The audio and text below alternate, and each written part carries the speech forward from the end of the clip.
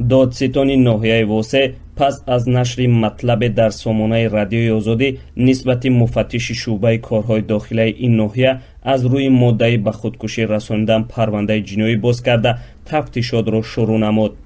ҷасади сокини ин ноҳия Сайдамир Суфиев дар таърихи 3 ноябри имсол дар оғилхонаи манзилаш пайдо шуд ва бар асоси як номаи пеш аз маргаш хонавода ба хулосае омаданд ки ӯ дар пайи иттиҳоми ба боварии Суфиев беасоси марги инсон зери чархи мошин даст ба худкушӣ зад.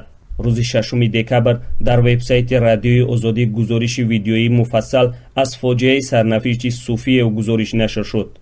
масъулони интизомии минтақаи Кӯлоб рӯзи 14 декабр ба радиои озодӣ гуфтанд ки додситони ноҳияи восеъ нисбати Баҳром Ҳикматуллоев, муфаттиши шуъбаи корҳои дохилаи ин ноҳия, аз рӯи моддаи 109 кодекси ҷиноии Тоҷикистон, яъне ба худкушӣ расонидан парванда боз шудааст. масъулони полис гуфтанд ки ҳоло Баҳром Ҳикматуллоев мавриди пурсиш қарор дорад ва дар сурати исботи гуноҳаш ба ҷавобгарӣ кашида мешавад.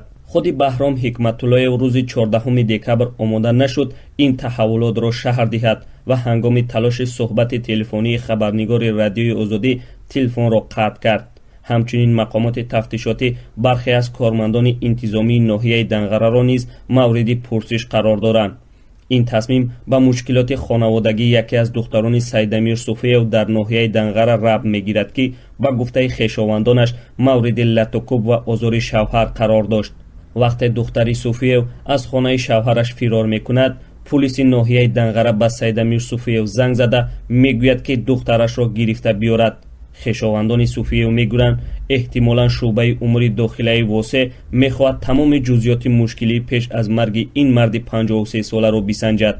хонаводаи Сайдамир Суфиев панҷшанбеи 14 декабр дар суҳбат ба радиои озодӣ гуфтанд ки пас аз нашри гузориши радиои озодӣ додситони ноҳияи восеъ онҳоро даъват карда ва баёнот гирифтанд. падруд аз ҷабри ноҳақон.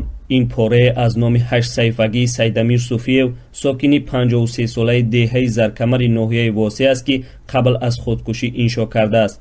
ҷасади ӯро рӯзи 3 ноябр дар оғилхона ёфтанд. Суфиев дар шаҳри худкушӣ баъзе кормандони милисаро айбдор донистааст.